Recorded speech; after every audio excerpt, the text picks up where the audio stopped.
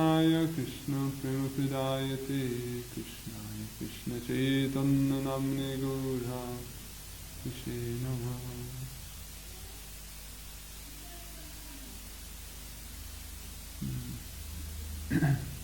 All right, well, everyone heard the question, right?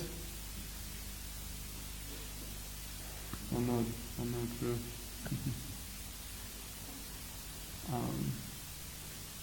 So, the Shastra has given us a lot of terminology and terms to address these subjects. Right? So, we have in the Bhagavad Gita, for example, a system, and they're describing the fundamental divisions of Prakriti, or what we call material nature. So we find two basic divisions between the gross and the subtle. And everyone is acquainted with these things, so I won't list it all out, but here we have a topic about the subtle. So the subtle is enumerated as Mon, Buddhi, and Ahankar. And these together form what's called the Linga Sharir, the subtle body which envelops the Jivatma during its passage through samsara. So, then more technically speaking, the word that we find in the Shastra for consciousness typically is Chaitanya. And in the Gita, perhaps for some interestingly, in the 13th chapter, Chaitanya is defined as a material thing, or as one of the aspects of the relationship between the Kshetra and the Kshetrajna, or the field and the knower of the field, or in other words, the Jivatma and the field of perception of inert energy around it. So then also in the Gita itself, a property of the Atma itself is defined as Gyan, which we may also say is a state of awareness, or is itself awareness. And this is a subject which has been dealt with by many of the Acharyas and is discussed by Jiva Goswami in the Paramatma Sandarbha, and is one of the reasons, according to Baladev Vidyabhushan, that the nature of the Atma is achintya.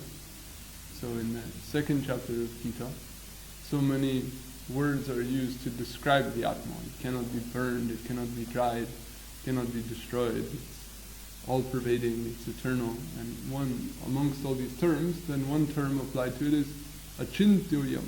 This thing is achintya. So, conventionally speaking, when we hear something is achintya, then we think, oh, that means it's inconceivable. It means we just don't know what it is. But that's not the entire idea, right? And sometimes, if we're a little loose about the implication of something being classified as achintya, we end up not only with a lack of conception about that thing, but a misconception about that thing. So, if we look in the commentaries on Gita, then we find that the term achintya is given as in a few different ways. What does it mean to say that something is achintya? Then one meaning is that, durgata gatana, that it can do something that cannot be done. Or in other words, it has some power to do something that we can either not explain or not predict that it will happen. Or we cannot account for the fact that it is happening, yet it is happening. It can do what by our general estimation can't be done. So because it has this power, it is achintya. This is one way it is described. Another way, it is classified as tarkagochar, which means beyond the scope of argument, or beyond the scope of our rational analysis. So there we find also in the Charitamrita a citation from the Mahabharata which says, Achintyo kalo je bhava na tarkang shchena yojayet. Let us not apply rational analysis to that which is achintya. In other words, by rational analysis alone, we will not be able to arrive at a proper or valid means of a valid understanding of that thing. So then we say, okay, that means we don't know, we can't understand, it can't be known. But unknowable and achintya are not the same thing. This is a point to remember. To say something is achintya does not necessarily mean that it cannot be known. Because we experience the reality of so many things that we don't have the ability to conceive. Right? We drive cars, we eat food, we breathe air. How does my body automatically digest food? I don't know, but it happens every day. How does my car work? How does my computer work? I don't know, but it works all the time, right? So just because we can't, there are so many things that we ourselves, or that human beings in general, cannot fully explain, yet they exist. And we can come to have some experience of them, although we cannot fully, quote-unquote, conceive of them. And moreover, it is understood that something that is achintya means something that can be known only through Shastra, only through revealed truth. So it means by your faculty of understanding, you cannot grasp it. But by a higher faculty of understanding, you can. Now, not every single thing classified as achintya may fall into that category, but actually, this is the main point to understand, is that which is achintya means that which can be conceived, or a conception should be formed about that, purely from the guidance of Shabda Praman, or Shastra. So how shall we understand the jiva? How shall we understand the nature of the Atma and its properties, such as its property of consciousness? We need Shastra. So in other words, we don't have the ability to even know our own self without the help of this higher revelation. This is an important point, right? Especially in the present day with many pseudo-spiritual trends and self-help methods and some flavoring and marketing of a mixture thereof, then this idea that everything is within you and it's all there for you, and here's this way that by which you'll get to know this thing that's already there with you. This type of thing is very popular, but this is actually completely contrary to the actual revealed truth. The actual revealed truth says, unless you accept the guidance of this revealed truth, you're never going to understand yourself, let alone anything else. Straight up. So the jiva here, right in the beginning of Gita, is classified as achintya. Therefore, to form some proper understanding of the jiva, we require Shastra. So here throughout the Gita itself, then the various properties and qualities of the jiva are described. And also, in this connection about the jiva being achintya, related to our present subject, is that the jiva is said to be achintya because it is simultaneously consciousness and a possessor of consciousness. So how is it that something can be a property and the possessor of a property at the same time? It just is. In other words, we're told we should have such a conception of the jiva, although we cannot explain or reason as to why it is that the jiva is both of these things. So that is dealt with also by Jiva Goswami. And this is the main thing to get to our subject, is that the jiva is both itself consciousness and a possessor of consciousness. In other words, consciousness is one of its attributes, and it is itself conscious. So that consciousness or gyan, which is the jiva's very own nature or attribute, is distinct from the word chaitan or consciousness described later in the Gita as a property of material nature. So we have, you could say, some notion of consciousness or awareness which is being cast into the consciousness or awareness of the jiva itself. Are you with me? You know, in other words, the jiva itself has awareness, and then there's this thing called awareness of material reality. So there is an inherent capacity for awareness in the jiva, and then there's this other thing classified specifically as awareness of matter, which is a product of matter.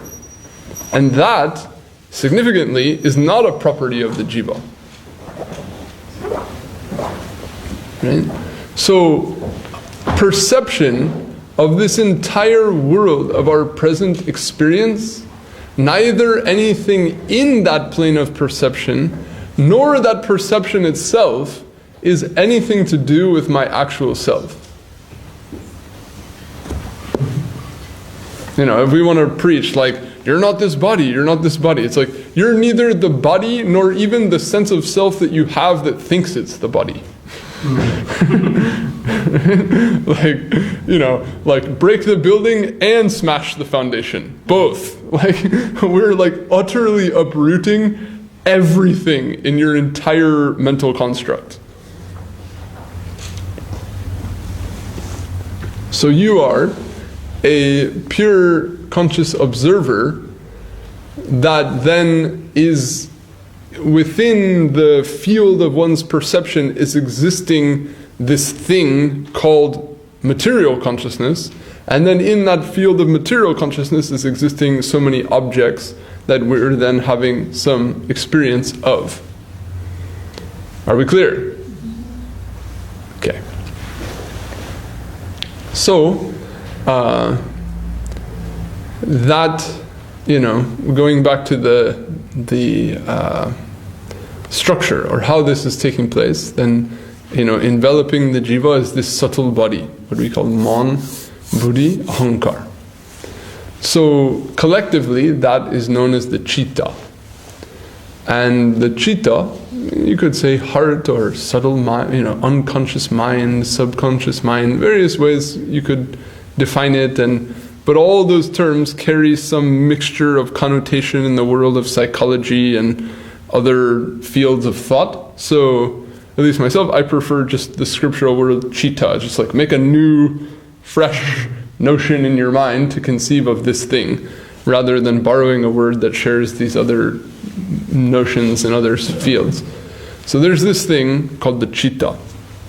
And that chitta stores all the impressions produced by every single material experience we've ever had from beginningless time. And something like a hard drive, right? Or like a security camera hooked up to a hard drive, which is just collecting data unlimitedly. And amazingly, you know, it has like however many billions of, what are they calling them now, petabytes, you know, they're gig petabytes, like unlimited petabytes in, you know, an inconceivably small amount of space that's imperceptibly always with you. There's this vast hard drive, right, bigger than the entire internet cloud, right, which is like suppressed and enveloping your jivatma, you, and is carrying all the data on you. Right, more than any government, any free online service can acquire of you in exchange for their free services, you know. You've got like all of it on record. And that record produces both the circumstances that we encounter throughout our life, the dynamics of the environment in which we think and move and act, And also, we can say more significantly, it produces the acquired personality and sense of self and set of attachments, aspirations, and internal experience of self that we have. And every action, everything that we're doing in our life is constantly, slowly shaping that. So as we live our life, then we are held responsible for all the actions that we perform. And they are shaping our identity, not our actual identity, but this acquired identity that we're living with within samsara, then that is constantly being shaped by that thing. Just as the body we have is shaped by the food that we eat and the amount or lack of exercise that we perform. So we experience, if we exercise a little or a lot, or we eat a little or we eat a lot, then our body starts to look a little more or a little less, or a little this or a little that. And then, if we make some adjustment to that, then our body starts to look different. Not a complicated idea, right? So similarly, the way that we act in our mind, that's shaping this mental body or this mental self that we have. And it's getting a little top heavy, or it's getting a little, or it's getting light and smooth, or whatever it's getting, by the way that we're performing. This is the situation. So, the one nice point about this is that you can't complain to nobody about nothing. You're responsible for everything in your life. Every other person's action in your life, that's your responsibility. Some guy just did wrong thing number 5 to me, that's your responsibility. Don't put the blame on anybody. Take responsibility for everything, as painful as it is, and as happy as it is. And don't be proud about it. In other words, take responsibility for it. In what sense? Not, of course, I did this because I'm so great, Because our hypocrisy is that when things happen in a way that suits our ego, we want all the responsibility and all the credit. And then as soon as something happens that doesn't suit our ego, we don't want any of the responsibility at all. That's all somebody else's responsibility. This is the hypocrisy that is our typical emotional behavior in our life. Something suits me, oh, that was me. That was all me. And why aren't you acknowledging that a little more? And then when something was not good, that was all you. Why are you implying that I had anything to do with that? So we have to break out of this false self-serving, or rather we can say ego-serving duality. And we have to say that I'm responsible for all of these things, all of these circumstances that I'm encountering. But the most important thing that we receive from the revealed truth is, how are we to conceive of that? How will we acquaint ourselves with that? Right? And we have to see that this entire animation, this entire continuum of experience that we're moving through, it exists not to bolster that acquired self that we have, not to satisfy that acquired self we have. It exists to destroy it.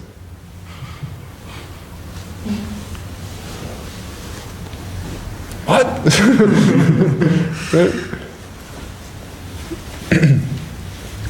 All the movement of this environment, the weather, the time, the seasons, the flow and cycles of life, the needs of the body, all these things that are taking place, and all the ups and downs, and all the friction or lack thereof along the way, all of that is existing, all of that is moving, and the core fundamental pulse, the core fundamental slant or grain, if you will, within all of that movement is there to deconstruct this false self that you have. And when we see that, and we welcome that, then life gets interesting. Life becomes meaningful and acquires some very fine taste, if you will. But not necessarily pleasant in all encounter. Rather, in many cases, not a pleasant experience, but a meaningful experience. Very meaningful. Right? But when we ignore that, then we live in our own dreamed up, projected, silly pseudo-narrative on top of that.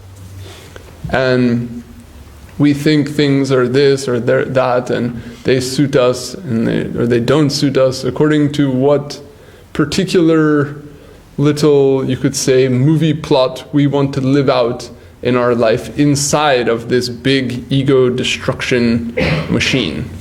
You know, it's like, suppose we get a washing machine and we throw a bunch of clothes covered with mud inside the washing machine. And then I'm a little mud clot inside the washing machine. And I'm thinking, yeah, this place looks cool, let's check this out. You guys want to come? And my other little mud clot friends, they come inside. Yeah, let's have some fun inside this washing machine, you know. And then we start riding around in the washing machine, and wow, this is cool. And then suddenly soap and water and all these things start smashing and swishing all around me. And all of a sudden, me and my mud clot friends are like, whoa, what's happening? Where are we going? It's like something is trying to like separate us from this cloth that we're born into. What is this? No! And then we're hanging on as tight as we can to the cloth, you know. And you know, my dream in life has always been to be a permanent stain.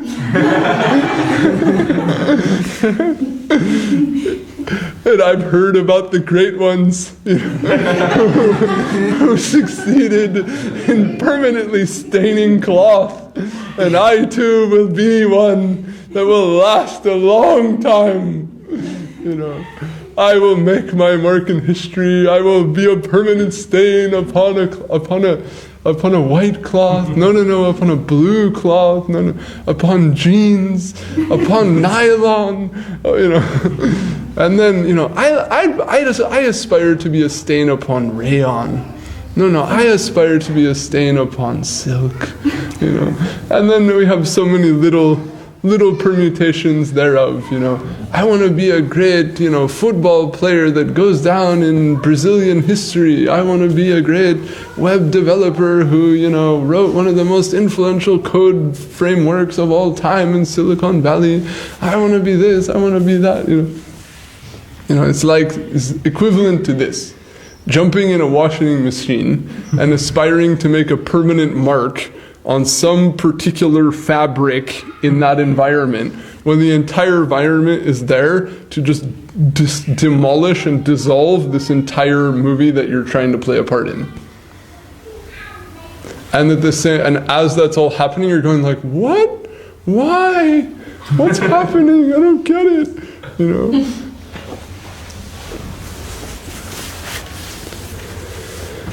So forgive me if it's a little silly analogy, but something like this, you know, to say that. And why is the world a washing machine, right? Because Krishna is there, and Krishna is merciful, and He knows your potential even though you don't, and He knows that your potential is to be His eternal servant. And it is in ignorance of that we aspire to play all these different roles and all these different movie plots, and that try as we might, or as, you know, great as they may seem, or even as happy as we may feel at some moment therein, these things are all very, very superficial, very meager in comparison to that eternal narrative, or that eternal relationship that we have with Krishna, and that eternal prospect we have in His service. So therefore, His every last arrangement for the destruction of our ego, despite our unwillingness and often intentional ignorance of Him, is His grace upon us. So this is our responsibility, to smile and be grateful and apply in our life the changes produced by all the things that come upon us, as unpleasant or unexpected as they may be.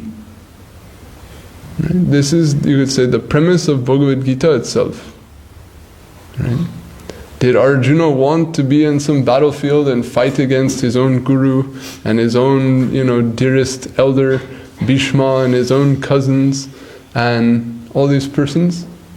Did he want that? Would he have hoped for that one?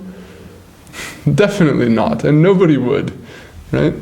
And he was devastated, sitting there on the battlefield, and Krishna, you see your guru over there? Kill him. Who's going to be happy to hear that? You see, this person who nurtured you from the time you were a kid and taught you everything you know, and who you, in a worldly sense, you're completely indebted to.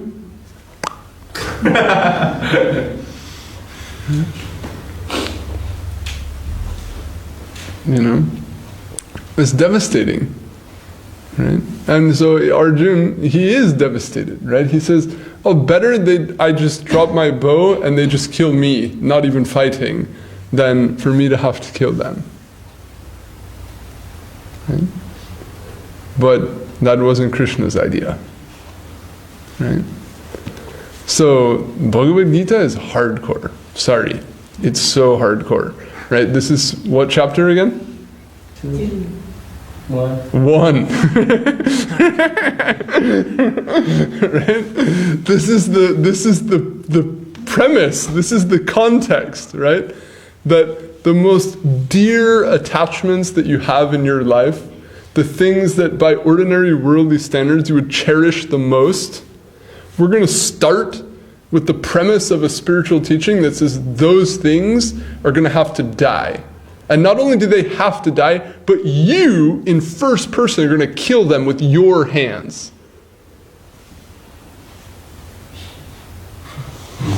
Right? It's one thing, like a relative dies. It's another thing if you personally kill them, right? And obviously we're not talking about literal things, obviously. But for, in the context of attachment within us, right? It's much different than observing something dying and killing it yourself. But this is what is actually spiritual life. You applying the directives of the higher word, the higher shastra, which no worldly person will ever support you in doing, to kill those things that those people think are the fundamentals of human life. Who's going to give you some support for that? Who's going to come along and say, good on you, pal, keep it up? Nobody. Because you're pouring, what can we say? You're pouring acid on the keg at the party. You're spoiling the thing that's enabling everyone else to perpetuate their attempt at happiness as they conceive it. Nobody's going to be happy about it. Nobody's going to give you some, kudos for that. So, how much conviction will be necessary? And where will that conviction come from? Will it come from TV? Will it come from advertising? Will it come from social media? It'll come from only one place. You in your own heart. By virtue of your conviction in the higher word. As long as you wait for someone to keep coming along and tell, oh yeah, keep it up, you're going to do it. It's not going to happen. You have to take that responsibility. You have to have that type of courage, that type of conviction in your own life. No doubt we very much value the association of devotees and the encouragement that we receive therein, but it is not sufficient to live on, you could say, the placebo of that association, or on the excitement of that association. The whole purpose of that association is that you actually apply these things in your life. And as soon as you have a group of people that gather to inspire one another to do that, but then collectively all internally quietly decide not to actually do that, the whole thing becomes hollow. And then they keep circulating in this hollow way, and no one actually gets very far. But it all carries on.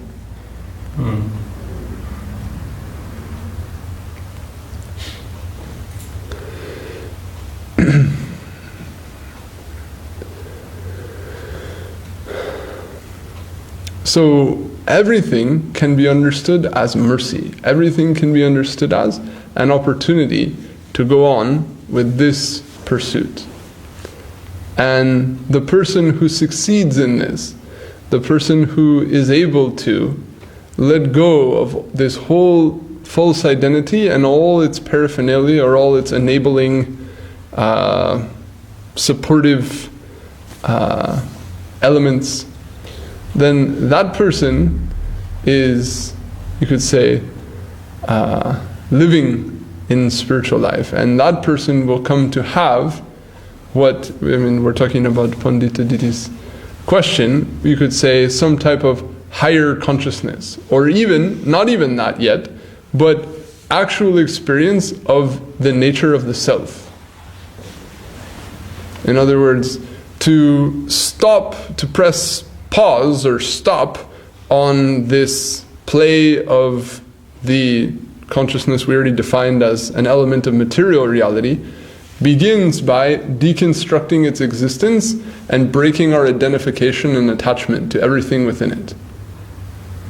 And as far as we come out of that, we can come into some sense of our actual self. So that is given in the Gita, right? Where it says, Agyanena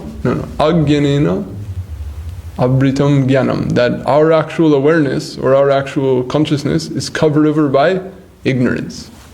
But by the application of knowledge, or by the application of spiritual wisdom, that covering can be removed.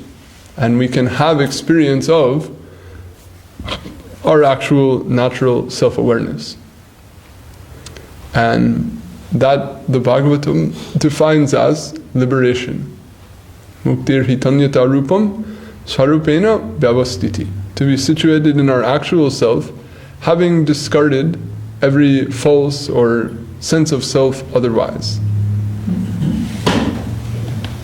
And for many on the path, this is the goal, this is it, here we are. We came to realize who we are. We came to be free from all these things. We have achieved liberation, freedom, this great, notion of life. I saw a guy at the airport on my way here. He had like a hand like this, like at a rock concert when people go the t-shirt had like a hand like that, like a guy rocking out, and then it said moksha.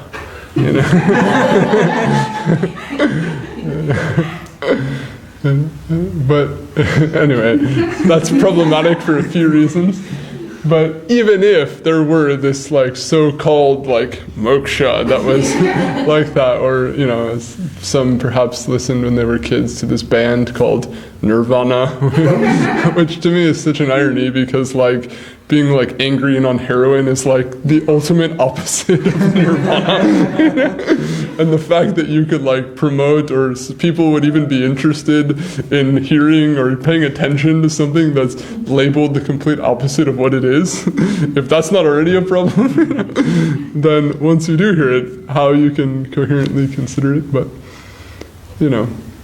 this is the way the world works, right? Is people like to be cheated.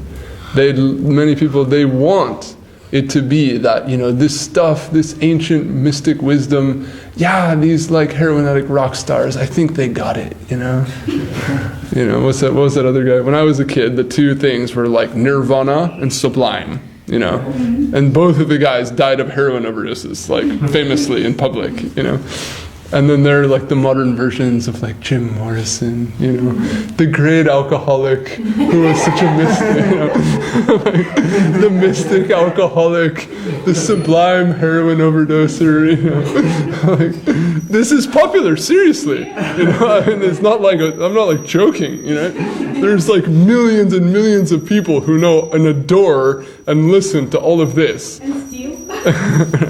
And if you come with some straight cut, presentation of, nobody knows what that is. Practically no one can conceive or consider such things.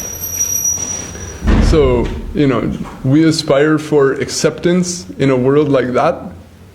We want to be happy and well liked in the place where, Kurt Cobain and Bradley Noel are sublime and in nirvana. Is that where we want to be? We have to, we want to have some, very clear analysis that the situation I'm in is totally abnormal, or in their language is totally I'm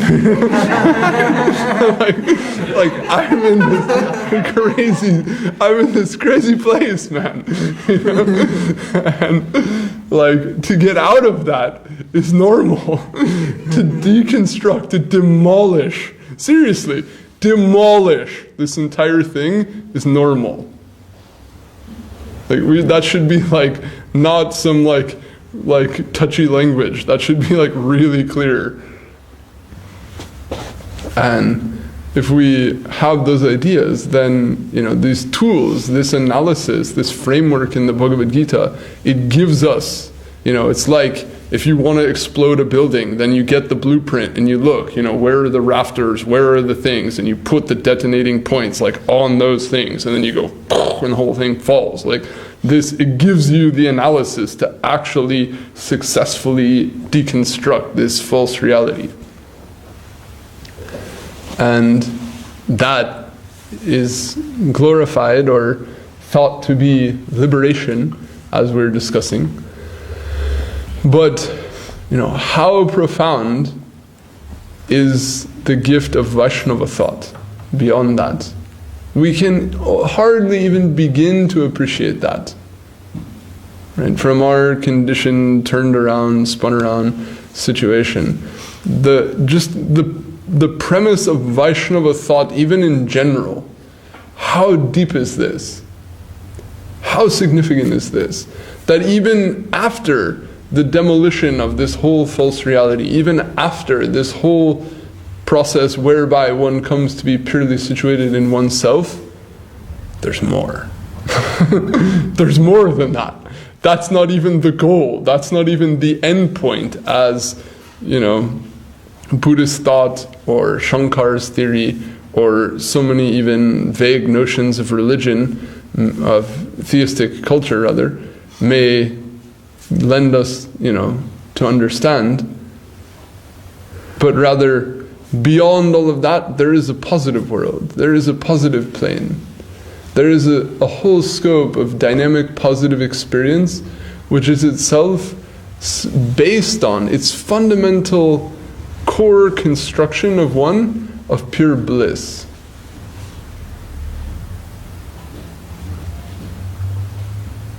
Right? This concept alone is enough food, is a big enough carrot, if you will, to run the track, to run the whole thing. Even to know that much is enough. Right? So, while no doubt we love to hear the Leelas of the Lord and the Chaitanya Charitamrita and the Srimad Bhagavatam and so many wonderful things, and to be in the temple in the presence of Bhagavan himself and to make offerings to him. Right? If we had appreciation for what this was, there would be such a profound experience of ever-increasing joy. We wouldn't know what to do with ourselves. Right? Really, if we had appreciation for the meaning of these things. So, this broad idea, right, that beyond this whole world where we're in a constant state of a lack of satisfaction in pursuit of satisfaction, there is a plane where every single action is in an expression of satisfaction. It's in an expression of joy. Right? And that's one way Jiva Goswami gives us to understand that bhakti is causeless. Bhakti is supreme and eternal. Right? When he's speaking about this verse, Savai pungso paro dharma yato bhakti radhoksaje ahoituki apratihata yayatma suprasidati. A very beautiful and very significant phrase in the beginning of Srimad Bhagavatam, when the sages ask their questions. Their first question is, what is the most beneficial thing, the best thing we can do in life? And the answer is given in this shloka. The best thing you can possibly do is follow this dharma that leads to bhakti. That thing that will result in you achieving this thing called bhakti.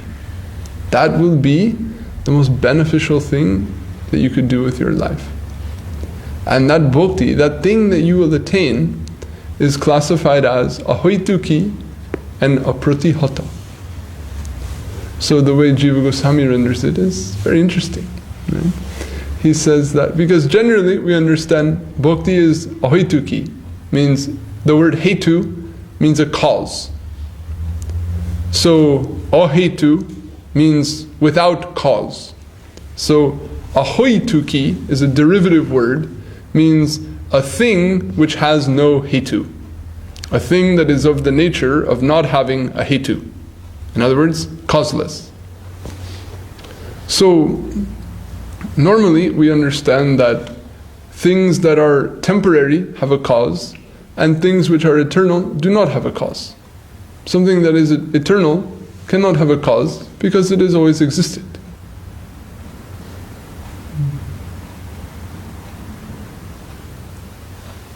Right? Even we can say, a little fine analysis, that although the Shastra and in conventional thought we're acquainted with the idea of God being a creator, right? Especially in like Judeo-Christian thought, you're going to meet your maker someday, something like this, like the real Christian guys, when you meet your maker and the judgment comes, this type of thought. Oh, that's all right. I don't want to go off on that line right now. But this idea, right, actually, if we look a little finely, is not supported in our Shastra. Why? Right? If the jiva is eternal, then did anyone create the jiva? Not even Bhagavan made you. You just are. Think about it. The world wasn't even created. It's just cycling, manifesting, dissolving. It's going on. Who created that? It has no beginning, has no creation. The spiritual world has no creation. Bhagavan himself has no creation. It's all just there. So the relationship between the jiva and the Lord, we can say, to describe it as creator and created, it's not ultimately satisfying. Rather, we can say possessor and possessed, shelter and sheltered, servant and object of service. We can classify it in many ways, where not to in any way imply that the very natural function of the jiva is to serve Bhagavan, not to deny this, but to say that it is not just because something is made by another, it therefore belongs to them. Right? That's our ego thinking of this world. Right? We're thinking, this is my idea. I should get paid for the patent rights, and I made that. Someone should recognize what I made. We're thinking, when something is made by someone, then that thing has to do what its maker wants. So therefore, if God made us, then we have to serve God. Okay, it is not so bad, because obviously we want to encourage people to serve God, and if they come to that conclusion and try to do so on that basis, it is all right. We're not going to get upset about that per se. But if we want to be a little more deeper understanding, then we can say, no, we don't require this notion of creation and created in order to conceive of these things. That idea it'll top out, and it'll have to be discarded at some stage to really come into the spirit of the thing. So, generally speaking, Bhakti is also classified as causeless because it also has no cause. It also has no beginning. It is also eternal. The Lord is eternal. You are eternal. The world is eternal. Your relationship with Him is eternal. And the experience of Bhakti to Him, that is also eternal. It is all existing. And it is coming in connection with that current, that quality, that Shakti, that we call the, grace upon us, or the change in our life, or the transformation, in many ways, and every way has it's the means of describing these things are always partial, that allude to some aspect of this process. But the main point I'm trying to come to is, although this is our general understanding about Bhakti being causeless, because it is eternal, Jiva Goswami, he gives another idea, which is also very interesting. And he says that Bhakti is causeless, not because, it's not that he doesn't accept that position. That position is, of course, acceptable. But he also says that Bhakti is causeless because it is itself joy. It is joy itself. Svata eva sukha rupa tad is his phrase. So this point also draws our attention to something very significant about the nature of the soul. And that is that the soul is always in pursuit of joy. You can call it ananda, rasa, sukha, happiness, pleasure, satisfaction, whatever you want. The particular term is not all that significant, but in a broad sense, there is this positive type of experience that the jiva has an inherent drive to have. And that thing that it is driven to have does not exist inside it. This is a critical point. Right? In Paramatma Sandarbha, Jiva Goswami states that the properties of the jiva are chit and ananda. Dandavad Prabhu Devashish. Chit and ananda. But he says that the ananda that you may find, or that is in the nature of the jiva, is minuscule. Completely minuscule. And really worthy of only being described as the negation of suffering. Some tiny, and really insignificant amount of pleasure that is sufficient to be described as a state of not suffering. Right? But to acquire anything more than that, you could say equilibrium, we require some higher connection. We require connection with revealed truth and with the higher energy that is brought into the world by the sadhus, by the grace of the Lord. So to get that energy, to get that experience, is the ultimate fulfillment of the jiva's automatic tendency to pursue satisfaction or joy. And Bhakti here is defined as being causeless because it is itself that thing. This is the point, right? That you have an equilibrium state, or a non-positive amount of a thing that you can consume in an unlimited extent. Okay? And this thing is itself that very thing that you have an unlimited drive to achieve. So what will be the moment when this thing that exists unlimitedly and eternally of this quality is met by this thing that has a never-ending capacity to experience and appreciate that thing. It's going to be great. It's going to be really good. Right? In other words, it's going to be the best thing that could ever happen in the existence of that entity. So, because when that connection comes about, there is no scope in which that connection will ever be separated. Means there's no reason why this thing, having come in connection with this, would ever pursue or go elsewhere. No such scope. Then it is said that bhakti is a pratihata. It cannot be obstructed, or it cannot be stopped, because if this thing cannot but pursue sukha, and this thing has sukha of the very highest quality, then this thing will never go anywhere else. So anyhow,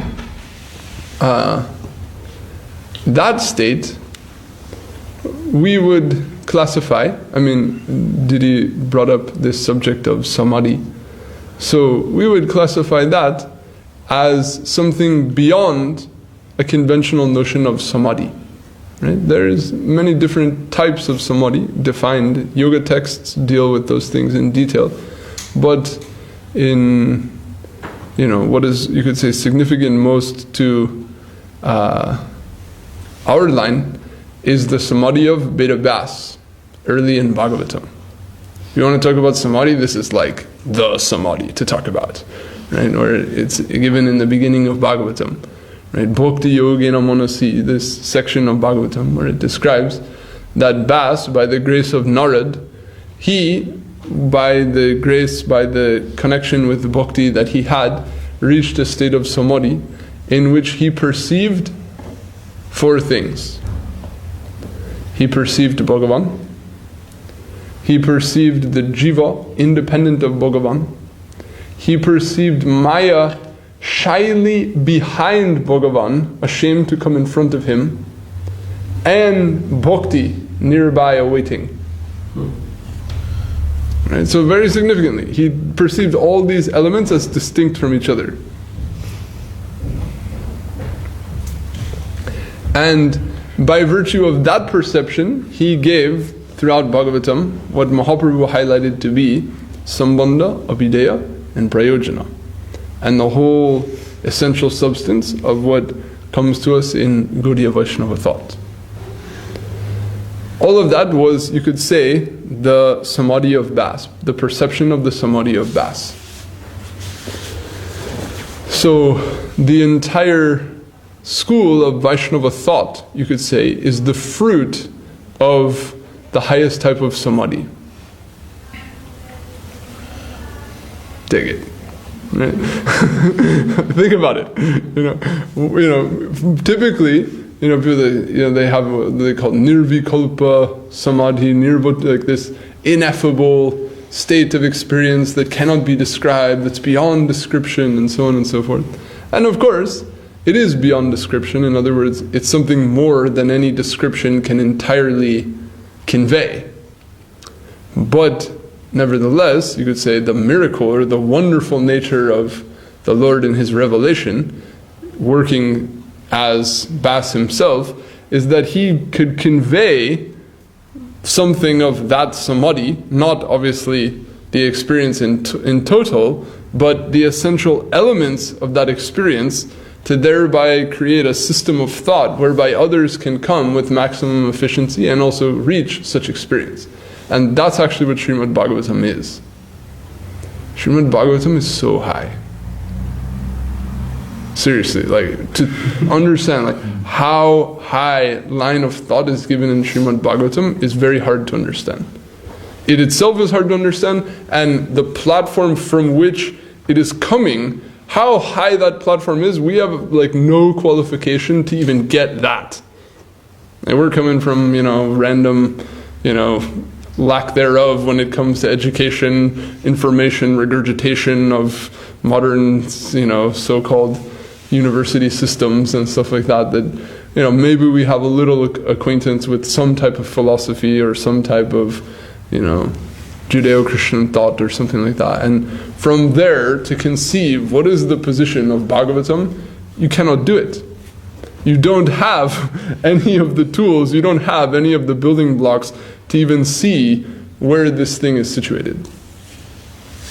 But, that was the work mainly of Jiva Goswami, in his Sandarbhas, to come along and say to people, and what Mahaprabhu himself wanted. He said, what did Mahaprabhu give people to do? He gave people Bhagavatam.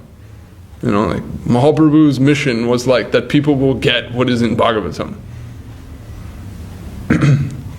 And even Mahaprabhu is saying, it's not that I'm coming to give something beyond Bhagavatam. I'm coming to give Bhagavatam. What is in Bhagavatam? That's what I've come to taste. Guru Maharaj's slok, Nilambori tate swara saviraha kepan vitang bandavan Gadadhar and his dear friend drinking the wine of Bhagavatam. Bhagavatam is the paraphernalia with which Mahaprabhu and Gadadhar taste the highest rasa ever to be conceived.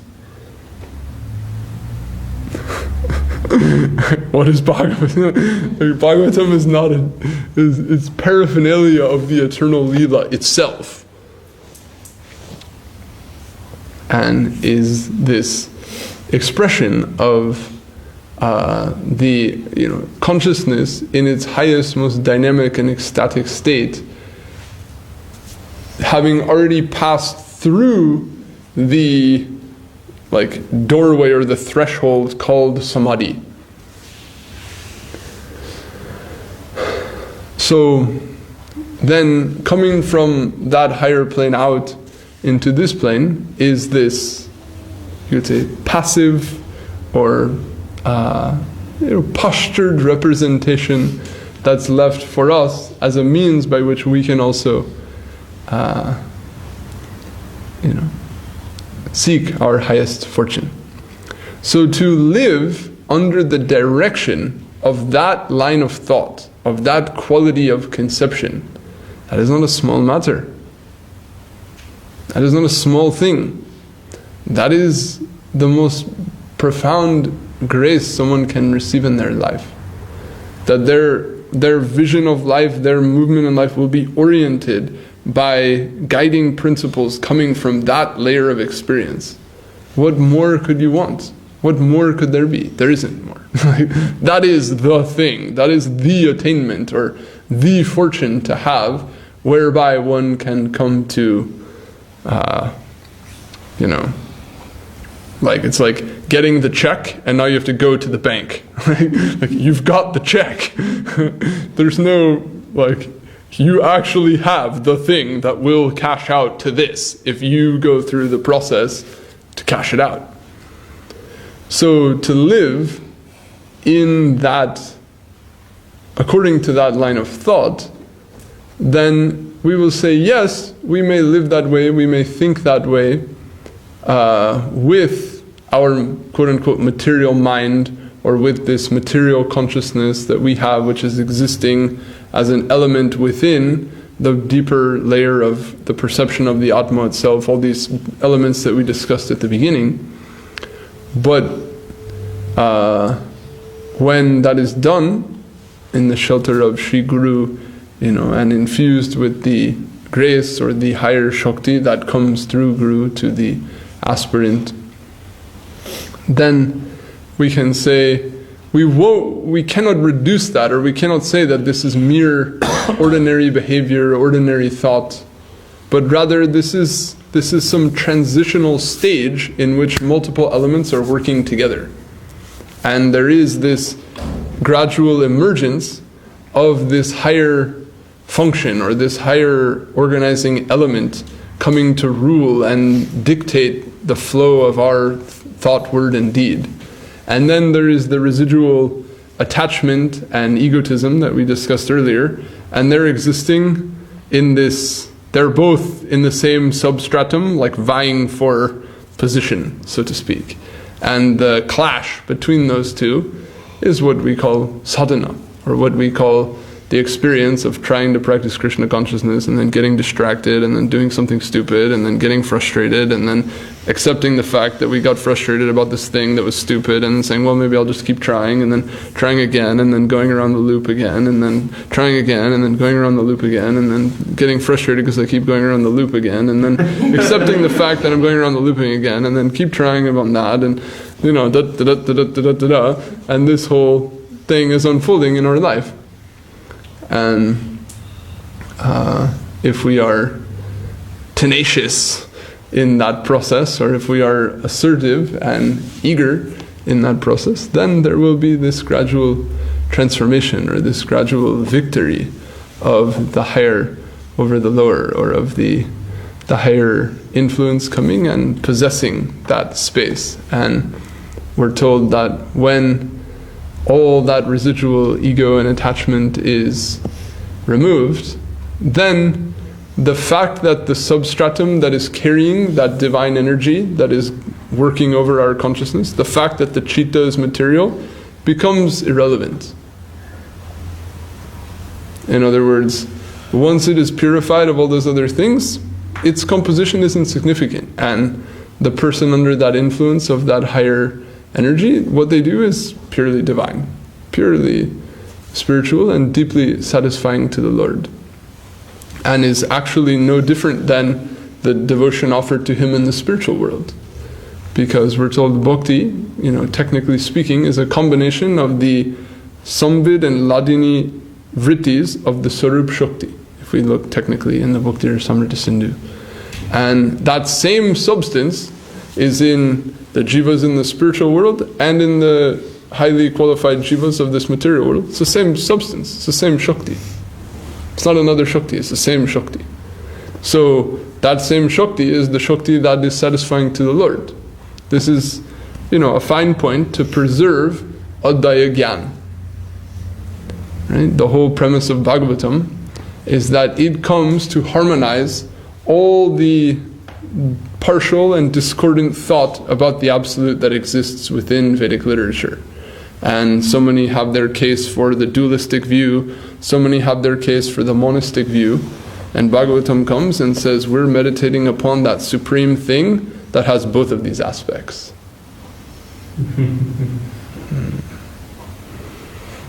Right? And then the main verse about this, Vadanti tat tattvavidas tattvam yajganam advayam. It is Advaya Gyan. It is this absolute, non-dual conscious reality, which is described, in other words, perceived in these different ways, called Brahman, Paramatma, and Bhagavan.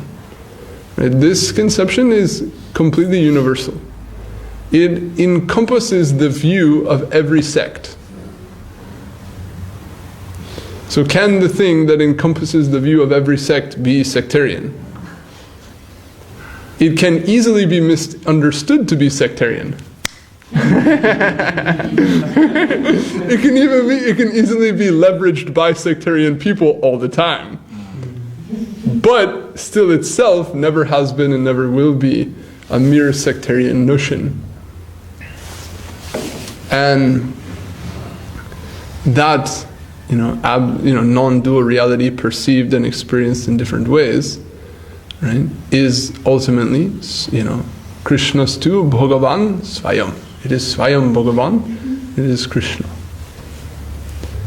And Krishna, all the joy or all the bliss that he has, it comes from himself. Otherwise, he wouldn't be Advaya Gyan. He wouldn't be absolute. In the word, Guru Maharaj is very fond of this. Reality is for himself and by himself. If anything other than him could please him, that thing would be greater than him. So he can only be pleased by himself. He can only be revealed by himself. So he's self-satisfied, self-revealed, self-existent, self-this, self-that, self-everything.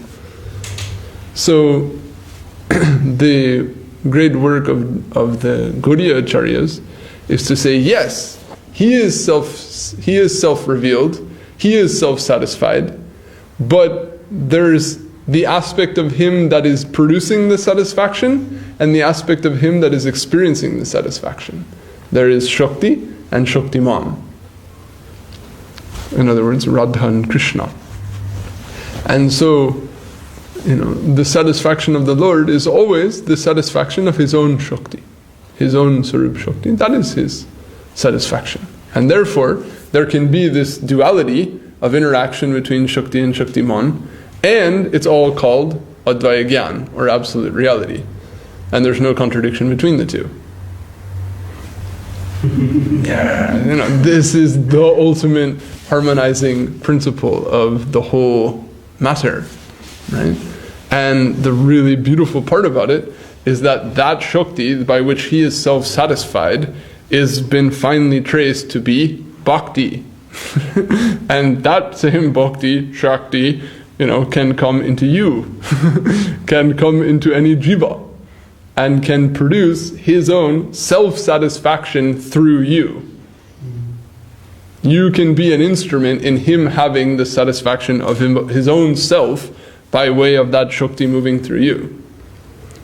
And as a byproduct, then you get to experience this thing that's even wonderfully pleasing to him. So in the words of Gurudev, it's actually very nice to be small. There's such a big thing moving through such a tiny conduit is quite an intense experience.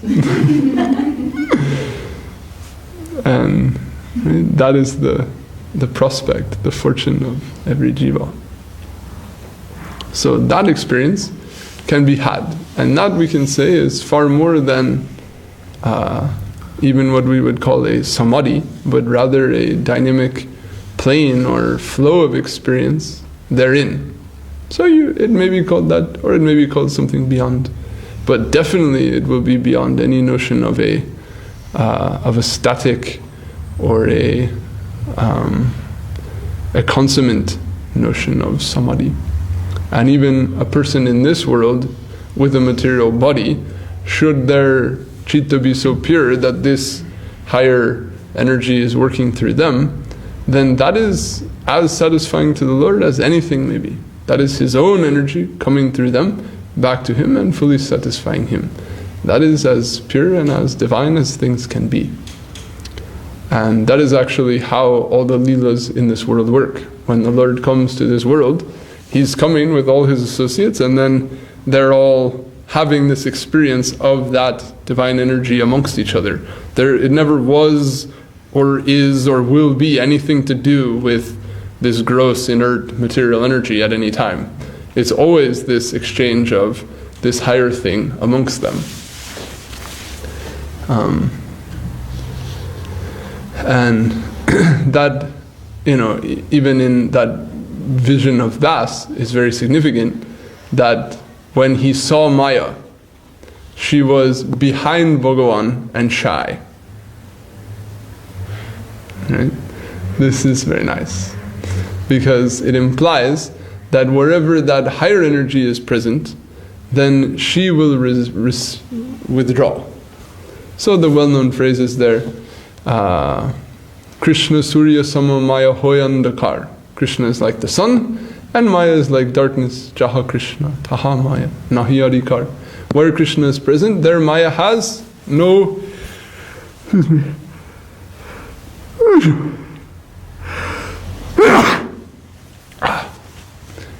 she has no position, she has no entrance where he is. Why? Because she's shy. Right? And that is, you could say, the central hope or the central prospect in all of this, is that by connection with that higher thing, this lower thing can be dispelled automatically. And the Bhagavad begins with that very premise by saying, Dhamna svena sada nirasta kuhakam satyam param dhimahi. Let us meditate on that supreme eternal. By who, this word Dhamma, we're used to the word Dhamma meaning the holy Dham, Navadip Dham, Vrindavan Dham. But actually the word Dhamma, it means a manifestation or a light and it particularly refers to a Shakti. So when it says Dhamma Svena, that means by his own Shakti, by his own light. Nirasta Kuhakam. Kuhaka means some black magic, some darkness, some Maya, right? So it means by his own light, the darkness is forever dispelled. We meditate upon him. So just as, darkness, it cannot attack light. It's not, I've got a whole bunch of darkness, I'm going to throw it down on the light and it's going to crush it. It just doesn't work like that. You could have, a whole sky full of darkness and put it all in a bag and then but it doesn't smash light. It's a negative property. It's not a positive entity. All right? So that's the great hope that the Shastra gives us. This whole thing that you're immersed in, it itself is not a positive entity. It itself is just the absence of a positive entity. And as soon as that positive reality comes, that thing is gone and has no scope to ever return.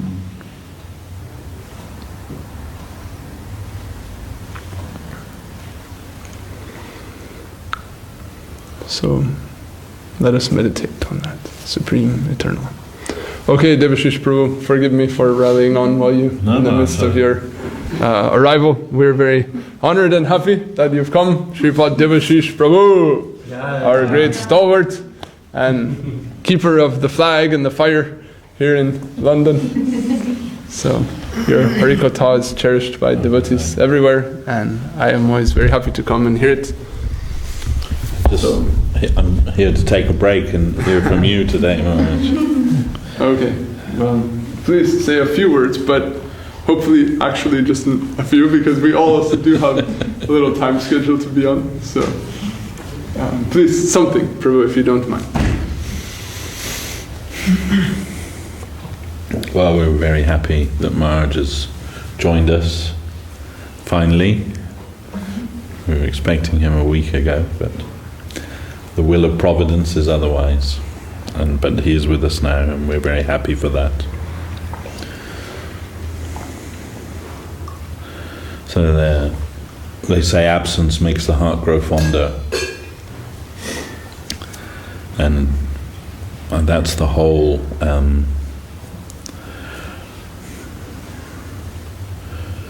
underlying premise of Krishna's Leela, actually, is union in separation. It is considered to be, by the great Vaishnava Acharyas, it is considered to be the highest manifestation of the relationship of love manifested by the Supreme Lord with his devotees. And we see that as that's reflected in this material world as a truth, it is more true in the spiritual reality.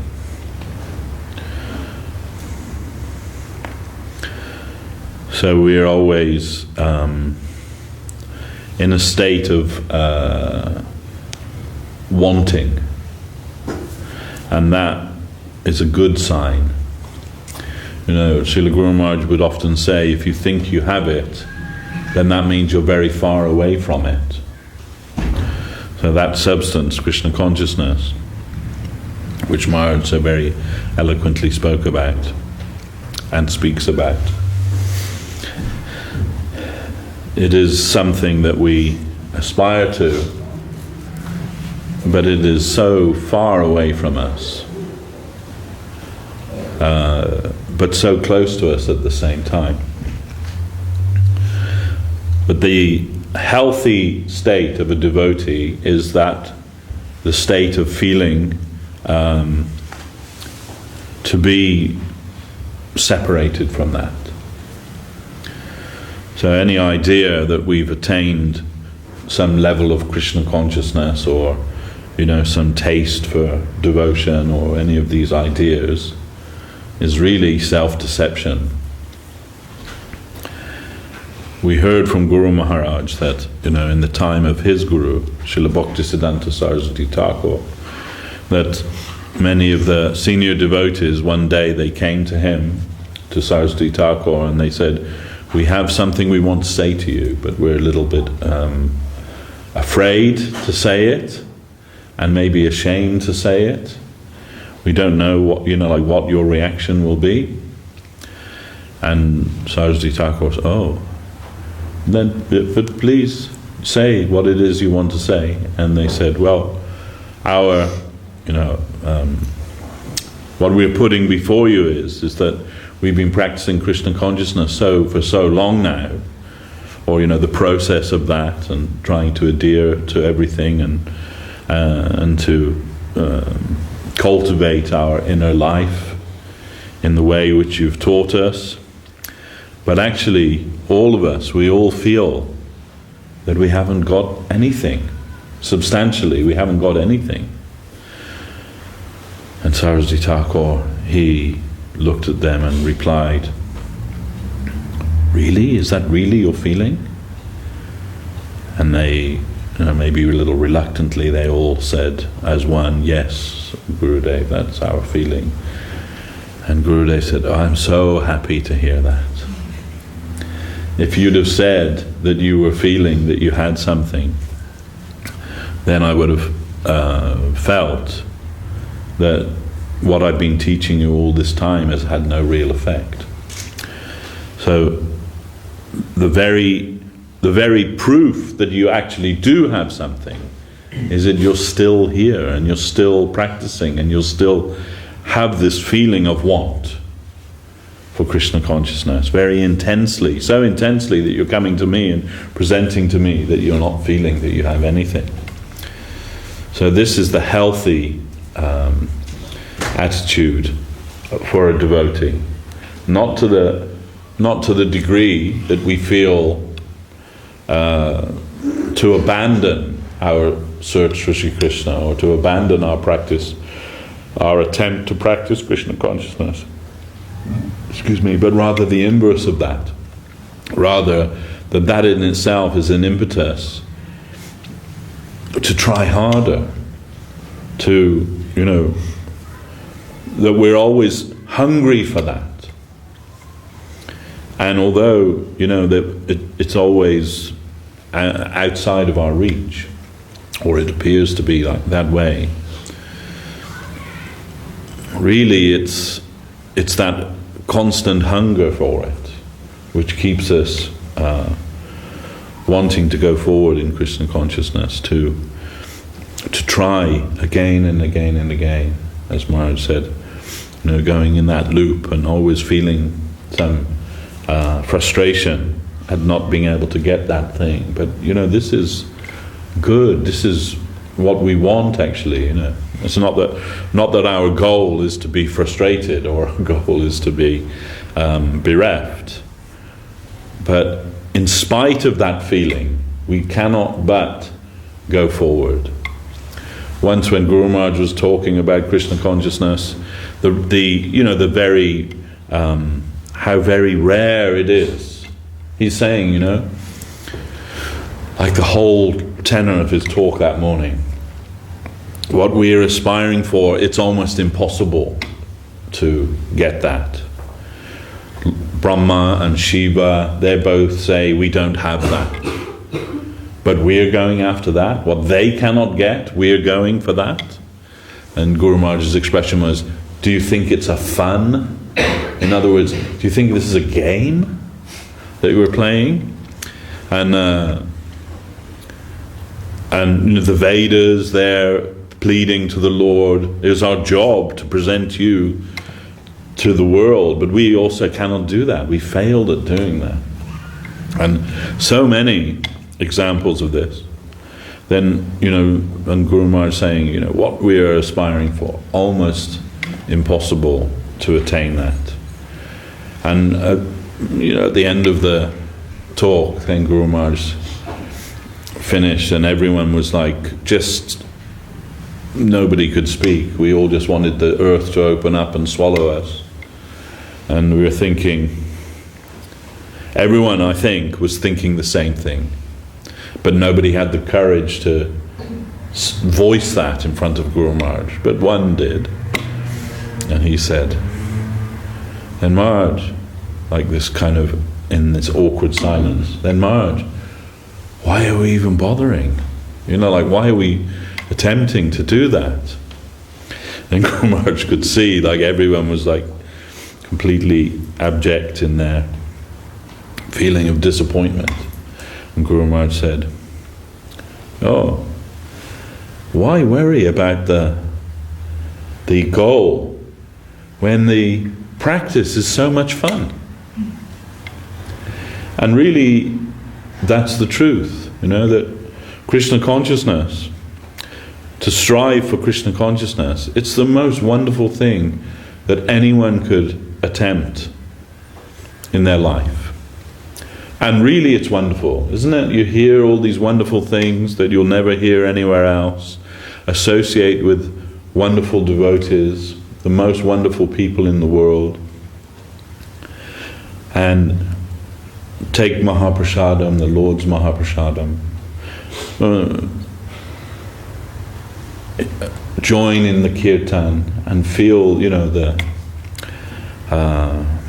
wonderful upliftment of your soul that affords us all. All of these things, they are so wonderful that what to speak of the goal, what else can we think of that's better, that would be better in our life? Is there anything? If we are really honest, if there's anything that you could aspire for that's better than this, then I say, go for it. But I have never found anything. And really that's like our solace in life. That we may be hopeless and we may be far away, but I feel, and I think it's true, that we're dealing with, as Guru Maharaj says, the sweet absolute. Not any, like indifferent absolute. Not any vindictive absolute. Or, like it says in some scripture, a vengeful God. I am a jealous God, a vengeful God, all of these things. But that isn't our Lord Krishna. Our Lord Krishna is sweetness personified. And any slight connection with Him must be sweet. Then really there's nothing else worth striving for in life. And anyone who thinks that there is, they're just in an illusion. Really, this is it. You're here, and you've, as Maharaj says, you've got the check. You just have to go to the bank and cash it now. So that's a process in itself. But as Srila Sridhar Maharaj says, let all the others retire, and we can prove that this world is the place of perfect happiness. That's a kind of surprising statement to hear from somebody who's propounding Krishna consciousness, because normally they say this world is the abode of suffering, isn't it? But Guru Maharaj is saying we can prove that this is the abode of perfect happiness because of the connection with Krishna. And that's the only difference between the so-called material world and spiritual world, is when it becomes Krishnaized by your connection with Krishna, however distant that may be, however small that may be, then that becomes this world becomes the abode of happiness. And Srila Govinda Maharaj once, he said very beautifully, everybody wants happiness, but how can anyone be happy if they neglect happiness himself? Now, this is the fact, that Krishna is happiness. Happiness isn't a state of mind or something that you can achieve separate from Krishna. Srila Gurudev would always say when he's giving initiation, now you chant Hare Krishna and be happy, isn't it? Everyone knows that. But what did he didn't mean chant Hare Krishna and strive to be happy, but chant Hare Krishna and thereby be happy. Thereby be happy, because you're connecting with happiness himself, the personification of happiness, through the vibration of his holy name. We only have to learn how to connect in a proper way, in a sincere way, in a substantial way. And then we'll attain everything. Even before the sun is fully risen, all of the darkness disappears. Even before the sun is completely over the horizon. So even before, you realize Krishna consciousness, all of the negative side will disappear. And only happiness can remain. And that happiness is Krishna. And Krishna he's coming to take possession of his property. As Guru Maharaj says, the Lord's loving search for his lost servant. So through his manifest person as Sri Chaitanya Dev, who is Krishna in search of his own devotees, himself converted into a devotee of himself. He's come to rescue everyone. And this is like wonderful news, great news, well, fantastic. Nothing else we could hope for. Better news we couldn't hope for. Because no matter how much we try to avoid that, you can't. He's coming to get you. He's coming to claim you. That's what he's going to do. That's why we can say from one perspective, and this is also a wonderful thing for us to acknowledge, the only purpose of this material world is so that Sri Chaitanya Dev can come and rescue the fallen souls. I mean, that's what he does, right? His Odarja Leela, he distributes Krishna consciousness. He gives that thing which has never been given before, an Arpita Charim Charat. That Krishna Prema, he comes to give that to the fallen souls. Where else is he going to do that? Where everyone else is already engaged in the Lord's loving service, in Vaikuntha, he can't go there and do that. I mean, he could, but he chooses to come here because he's Patita Pavan. And this world is full of Patita, full of the fallen.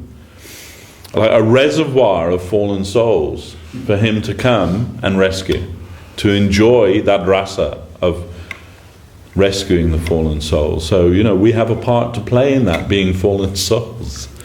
So everything's good, everything's wonderful. And, we're all here in the right place. We've enrolled in the right course of treatment in the right place. So, chant Hare Krishna and be happy. Jai Gurudev. Jai. So let's now Arti, huh?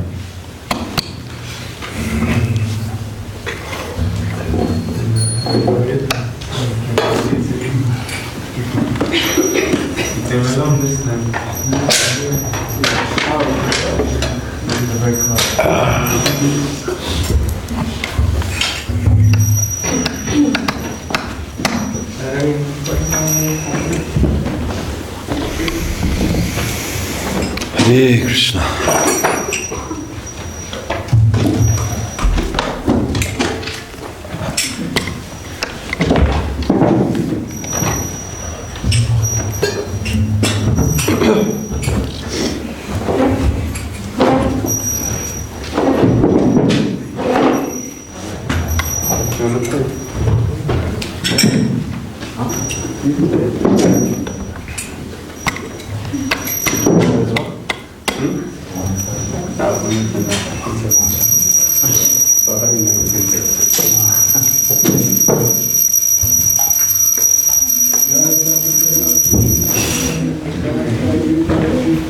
Jai.